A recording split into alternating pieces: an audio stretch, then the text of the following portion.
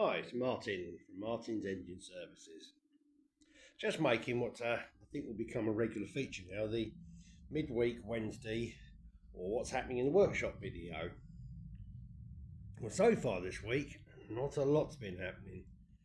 Had a few some errands to run and bits and pieces, but work-wise, very quiet. I think this is quite a trend at the moment because a good friend of mine works in the Tame Oxfordshire area, does vans and car paintwork and what's that. And he has said it is very quiet. And he's normally inundated with work as he does vans for a local van trader. But they're quiet and he's quiet. He's got enough to get by on, as he said, but normally he's got half a dozen vehicles or more on the go. So I do know it is quiet. So I've been doing a bit of gardening, but I've been cutting my huge hedges, but the wind the last 2 days is not ideal for cutting hedges, so good excuse to play stationary engines.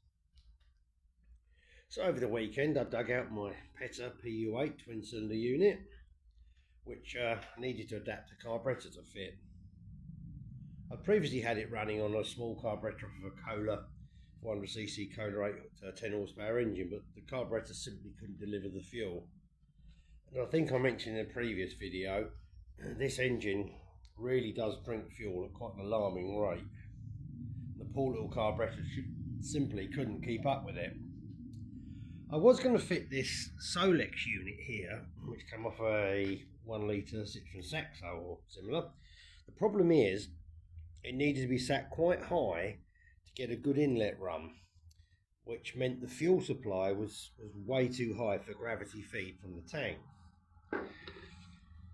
I've decided, I thought, oh, I've got a spare Morris Minor SU there in stock. Carb I bought years ago as a spare for mine and never needed.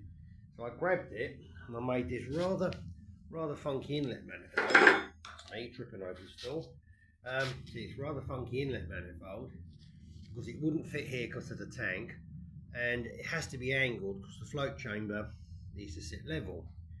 So I made this manifold up, which has worked nicely. Unfortunately, the fuel supply is still sitting a little high for the gravity feed at the bottom of the tank, which would normally be here. So what I decided to do is that the fuel tank itself, I think I mentioned in the video I made about this unit, had basically a hidden fuel tank inside, which this is what I basically did. I made it out of a disposable gas cylinder, soldered some fittings in, and hid it inside this tank. But it sat at the bottom. So what I'm going to do is move it to the very top. And I've got to make some supports for it, and then the fuel pipe will come straight out the side and will be perfectly in line with the carburettor. And this tank looks nice on the outside, but you can probably see it's absolutely hideous on the inside. I didn't attempt to do anything to it, so I think it basically just falls to pieces. But I can make that work. But yeah, I've just grabbed this carburettor. It's been laying around for years. I haven't touched the carb. I poured some fuel in using this high-tech temporary fuel supply, and pressed the start button and sat there and ticked over lovely. Revs up very nicely as well, so not that you rev this engine past about 2000, but it does rev up rather well. And given the fact this car's been sitting around for years, it hasn't leaked from here or here or anywhere else, and it's worked perfectly. I'd never used it. It was just a spare I bought from Morris Minor, which probably is a good 8-9 years ago. I blew the dust out and stuck it on, so well, that's ideal. I guess it looks kind of period. Looks pretty good on the engine, and when the fuel tank sits on there, it looks really nice. So I'm really pleased with that. So that makes that engine run much nicer now. So I'm just tinkering around with that.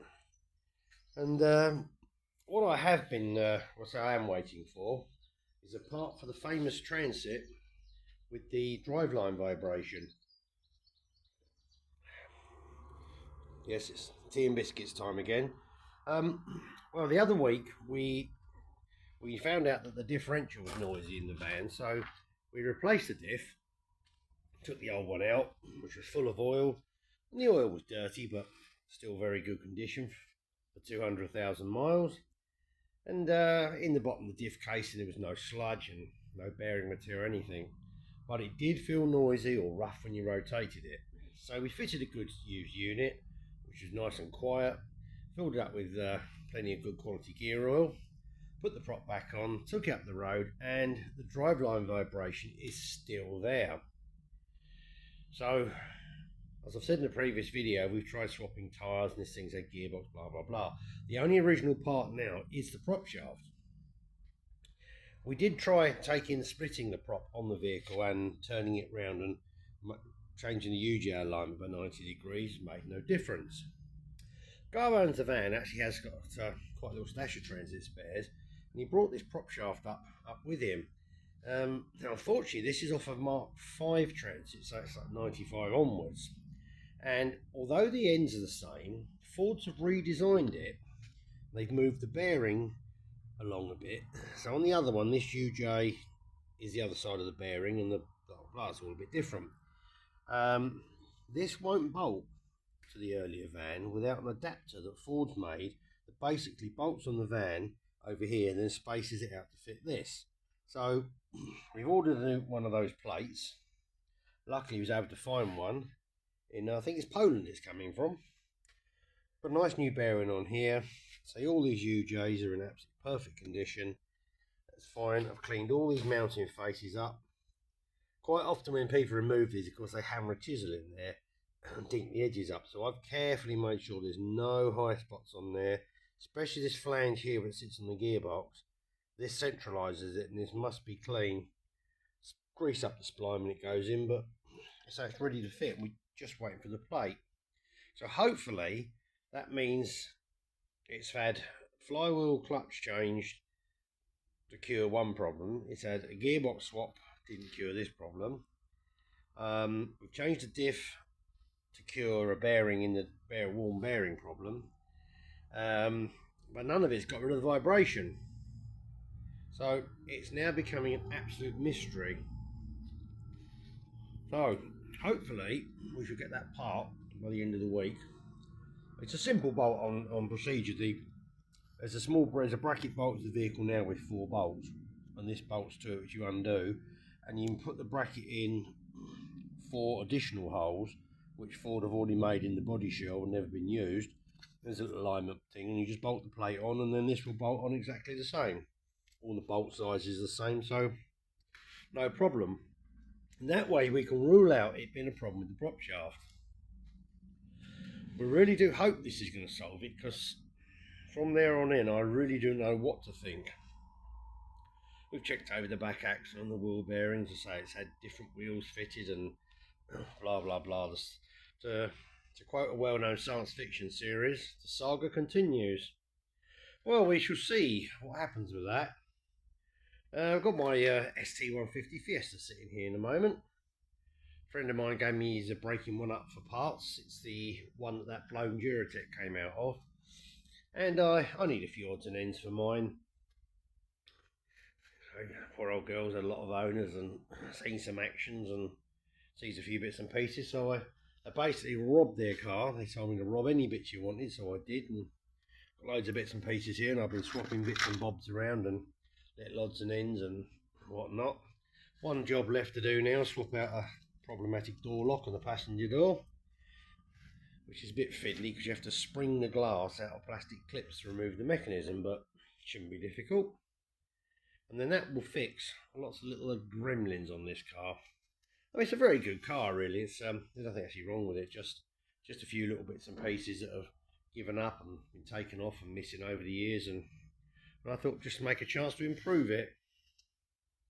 This isn't actually a genuine white one for all those people that know about STs and think they've come across the rare limited edition white one. It actually was blue, and I bought it, and when I bought it, someone sprayed it white. It's not a bad paint job. It's cracking on the roof a little bit and whatnot, but it is what it is. I stuck the stripes on. And yes, I have got the ST in the wrong place on the door here. One side it should be on the door, the other side should be in the quarter panel, and I've ended up with them both on the door, but never mind. And the stripe running over the car is slightly different to factory because I bought a load of blue stripe and thought, that looks different. So I did it slightly different. If you've never driven one of these, all I can say is they are an absolute hoot. That Duratec engine delivers some serious punch for its 150 horsepower, and these little things corner so well. It really is a lot of car for no money and a lot of fun. Very usable, very practical. Well, I've got no seats in the back, so it's a little van. It has been lowered by the previous owner and is on some very stiff springs, so it will also realign your spine for you when you hit a pothole. But it's a great car and I have a lot of fun using it, and so people look at it and think, wow, it's the rare white edition, but no, sorry people. So apart from that and tinkering around, there's been very little else happening, and hopefully at the end of this week, the sun's come back out, we may be back onto the prop shaft saga, and I've got a feeling we might be onto part, I don't know how many parts on that drama, but we shall see. Anyhow, it's enough of me waffling on about very little in particular and mulling the day over, so hope you enjoyed this little video and a little update, and I shall let you know what the saga of the Transit is. So please like and subscribe. Picked up a couple more subscribers, which is very much appreciated, and thanks very much indeed for watching. Bye for now.